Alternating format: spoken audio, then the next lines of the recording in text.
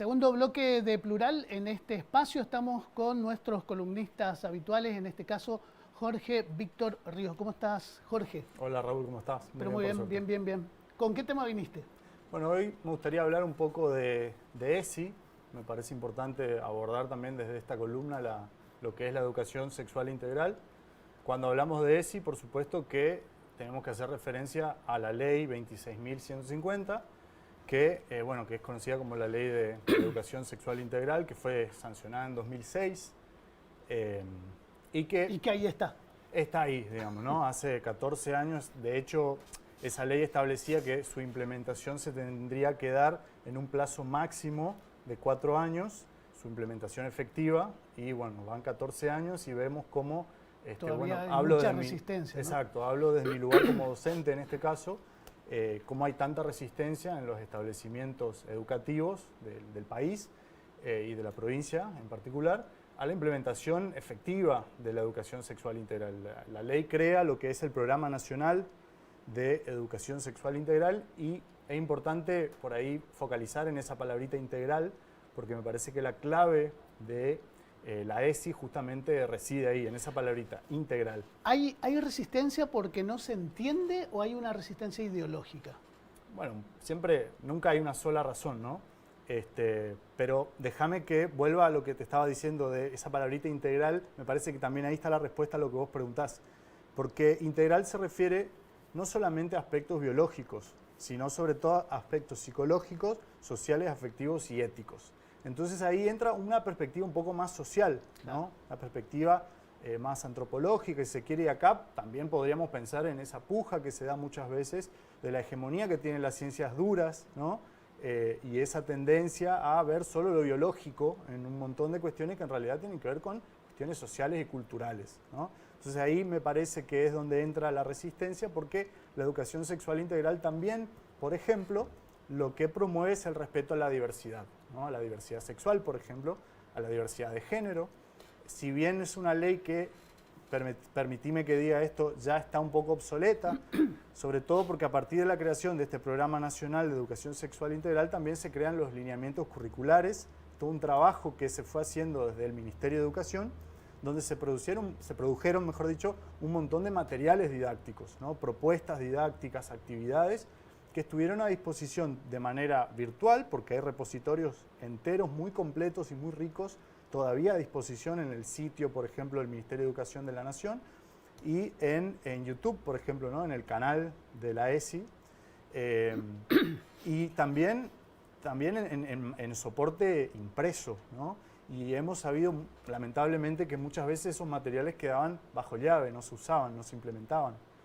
Llegaban a las escuelas. Exacto. Y se encerraban en un cofre. Exacto. Entonces, volviendo un poco a tu pregunta, a mí me parece que sí, que la resistencia es un poco ideológica, bastante ideológica, tiene mucha carga en ese sentido. Y para mí la ley tiene dos cuestiones que la hacen vulnerable en ese sentido. En el artículo 5 de la ley se establece que cada institución, porque, a ver, la educación sexual integral es un derecho de todos, ¿no? De todos los estudiantes, de todas las estudiantes, asistan a establecimientos de gestión pública o privada, sean confesionales o no, claro. Tienen el derecho de recibir este tipo de educación sexual integral, ¿no? Pero a la vez, en ese artículo 5 se establece que cada establecimiento puede adaptarlo a su ideario. Y ahí hay una vulnerabilidad, claro, porque muchas veces se termina de alguna manera apelando a eso para filtrar tanto los contenidos de la ESI, que es lo que se termina dando no tiene absolutamente nada que ver con el espíritu de esa ley y con lo que es realmente la educación sexual integral. Entonces, esa es una de las vulnerabilidades. Otra, me parece a mí, es que está propuesta como algo transversal a todos los espacios curriculares. ¿Eso qué quiere decir? Que desde el profesor de biología, la profesora de biología, hasta quien enseña matemáticas, se supone que tiene que abordar la ESI. Entonces muchas veces la excusa es, bueno, pero ¿cómo yo que soy profe de matemáticas voy a dar ESI? ¿No? Es como ponen de excusa un poco que se encargue el de biología. Y ahí volvemos a esa visión biologicista, higienicista, que solamente se encarga de hablar de la reproducción, ¿no? De la anticoncepción, ¿no? Métodos para cuidarse de las ETS, que por supuesto están muy bien, de las enfermedades de transmisión sexual, pero volvemos a dejar de lado todo lo demás, que es lo que hace que sea integral justamente esa educación sexual, ¿no? Jorge, me imagino esto, ¿no? Un docente de matemática o de geografía, ¿tuvo formación? ¿Fue capacitada para poder dar para poder fusionar sus clases con ese lineamiento transversal? Sí, se han hecho muchas capacitaciones en este sentido. O sea, el ministerio, sobre todo en gobiernos anteriores al macrista, hay que decirlo, se encargó mucho de dar capacitaciones, ¿no? Pero es verdad que no llegó a la totalidad de los docentes del país, ¿no? También hay ofertas académicas en este sentido. Por ejemplo, la UNAM, acá en Misiones, ofrece un postítulo específicamente en lo que es educación sexual integral. Entonces, es una propuesta privada, por claro, supuesto, ¿no? Eso ya va por cuenta de cada docente, ¿no? Pero yo participé como capacitador de este postítulo y pude ver en primera persona que hay mucha gente interesada en la temática y suelen plantear justamente que no recibieron capacitación claro, de parte del Estado, digamos, ¿no? Entonces, hay falencias, ha habido muchas falencias, sigue habiendo falencias y la realidad, lamentablemente, es que no se ha implementado como debe ser. ¿Y cuál es el problema de esto? Esto no solamente se ve reflejado en los altos índices de embarazo adolescente no intencional, por ejemplo, ¿no? En altos índices de transmisión de enfermedades de transmisión sexual, valga la redundancia, sino también en lo que tiene que ver con abusos, porque la ESI también lo que permite es descubrir muchos casos de abuso sexual en niños y niñas, por ejemplo, y adolescentes. Y no solamente eso, que es un tema en sí súper importante, sino también tiene que ver con la discriminación, por ejemplo, por motivos de orientación sexual, claro, por motivos de identidad de género, ¿no? El desarrollo pleno de la sexualidad y de la orientación sexual e identidad de género, sino también la violencia de género, ¿no? La violencia contra las mujeres en este caso, ¿no? Y hace poco Mumalá, que es una organización que tiene un observatorio de violencia de género, nos revelaba que Misiones está en el segundo lugar, tristemente, del ranking en las provincias en Argentina con mayor violencia de género, ¿no?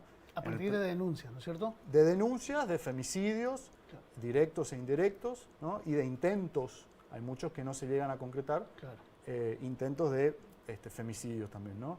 Entonces, si no será importante la implementación efectiva de la ESI, yo creo que es importante también que se actualicen los contenidos, porque todavía, por ejemplo, todo lo que son los materiales que en su momento se facilitaron y se produjeron, tienen una mirada muy binarista, por ejemplo, del género, ¿no? Claro. Y hoy hay muchas personas que se autoperciben, claro, exacto, incluso la ley de identidad de género contempla el no binarismo de género. Y muchas personas que de hecho, por ejemplo, están tramitando su DNI no binario en ese sentido, ¿no? Entonces, y la ESI todavía no lo contemplaba, es una ley de 2006. Está 14 años atrasada. Exacto, está como ya atrasada, ¿no? Entonces, que de hecho de la propia ley se establece este derecho a acceder a información actualizada, confiable, ¿no?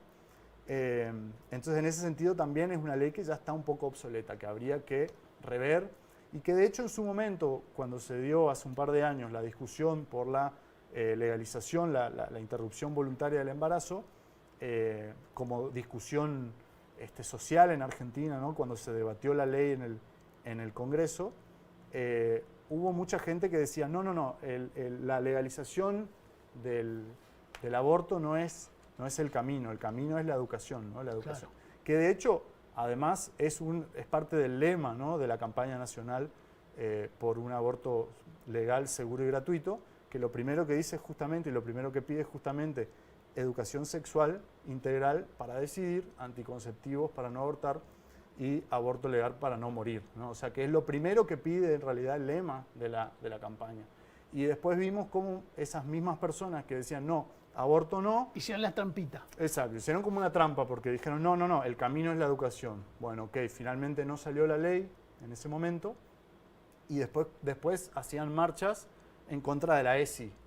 Entonces no hay mucha coherencia, digamos, ¿no? En ciertos sectores que lo único que quieren es evidentemente ir obstaculizando el acceso a derechos, porque esto es un derecho, la educación sexual integral es un derecho nada menos que de todos y todas los estudiantes. No te quiero sacar del eje, pero hay dos preguntas que quiero hacerte. Una, si hay alguna provincia, algún lugar que avanzó, implementó y es un ejemplo a seguir. Y otra pregunta que va casi ligado a eso, ¿a qué le tienen miedo?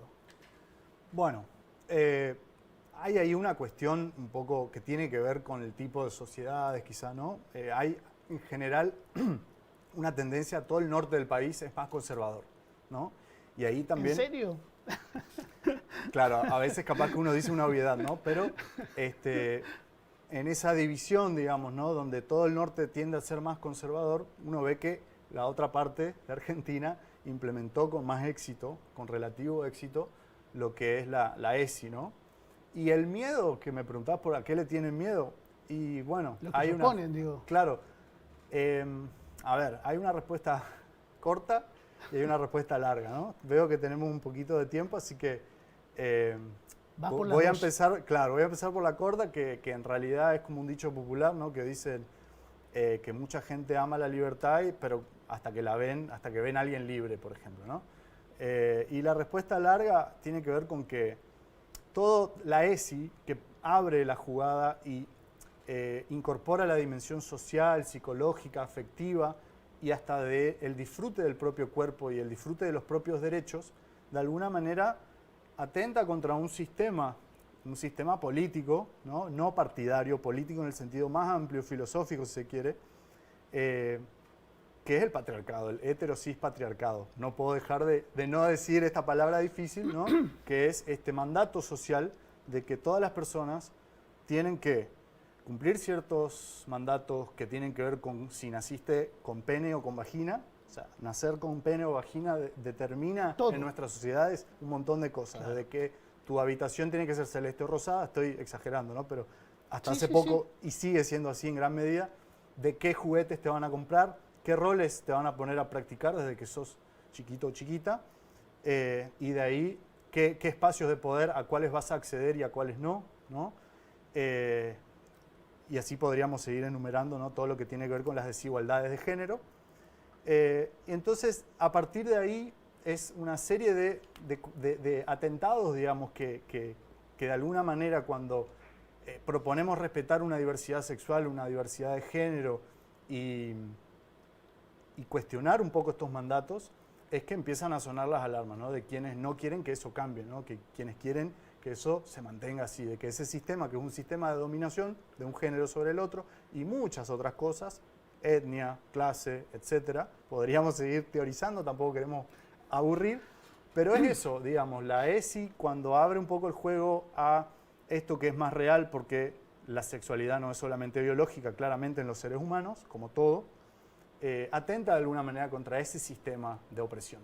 Entonces ahí es donde quienes están cómodos, tienen privilegios en ese sistema, se oponen a eso. Y muchas veces son personas que están oprimidas por ese mismo sistema, pero podríamos decir que tienen una subjetividad colonizada por ese mismo sistema y por eso terminan defendiendo a su propio opresor, podríamos decir, ¿no? Tenemos poquito tiempo, pero quiero conocer el trabajo que hay al respecto en Misiones. ¿Cómo está Misiones? ¿Conservadora, más abierta, intermedia? ¿Le pone muchas restricciones? Sí, me hago cargo de lo que digo. Esta es una opinión, una apreciación personal, porque no tengo por ahí datos duros para, de alguna manera, sostener lo que voy a decir, pero en mi opinión somos una de las provincias más conservadoras, con más resistencia y sobre todo en todo lo que son las localidades más pequeñas, ¿no? De la provincia, donde, bueno, sabemos que hay mucha influencia de las religiones, algunas más conservadoras que otras, algunas en extremo conservadoras, sí, y terminan obstaculizando el acceso a esto que es, como dijimos, un derecho. Entonces, increíblemente, en el siglo XXI seguimos pidiendo un Estado laico, pero esa es la realidad. Se sigue pidiendo. Se sigue pidiendo, exacto. Bueno, ¿estamos con poco tiempo ya o tenés algo más para...? No, por ahora eso, ¿no? Pero bueno, también recordar a los colegas docentes que si quieren implementar la ESI en sus clases, den la materia que den, lo pueden hacer, hay una ley. No tienen que pedir permiso. No tienen que pedirle permiso a nadie porque es un derecho y una obligación, no solo un derecho, una obligación dar educación sexual integral en las escuelas y hay muchísimo material. Con poner ESI en Google van a encontrar todo el material que necesitan, un montón de ideas, recursos, así que yo les alentaría a que lo hagan. Hay que seguir hablando de esto. Sin dudas. Gracias, Jorge. Gracias a ustedes. Hacemos una pequeña pausa y enseguida volvemos.